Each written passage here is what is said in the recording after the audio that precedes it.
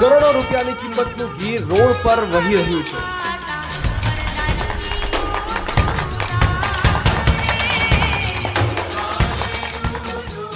ગાંધીનગરનું રૂપાલ એટલે કે રૂપાવટી ગામ, જ્યાં નવરાત્રિના નોમના મધરાતે વરદાયની માતાની પલ્લી નીકળે છે અને આ પલ્લી પર ગામના લોકો દ્વારા ઘીનો અભિષેક કરવામાં આવે છે। પલ્લી એટલે કે પંચબલી, 5 જ્યોતોવાળી માતાની માંડવી કે રથ, જેને ખીજડાના કાઠમાંથી બનાવવામાં આવે છે, જેમાં 5 અખંડ જ્યોત પ્રગટાવાય છે। આ પલ્લી ગામમાં માતાજીના માળથી નીકળીને વરદાયની માતાના મંદિર સુધી યાત્રા કરે છે, જેમાં ગામના 27 ચોક પરથી પસાર થાય છે।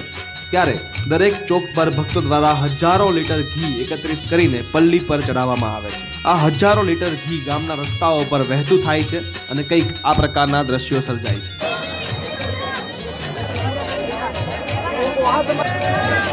આ સમુદાયમાં મારો એક વાલ્મીકી સમાજ છે, ત્યાં ઘીને તે પોતે જ લઈ જાય છે। આ ઘીને મેં ઘરે લઈ ગયા પછી ગરમ કરી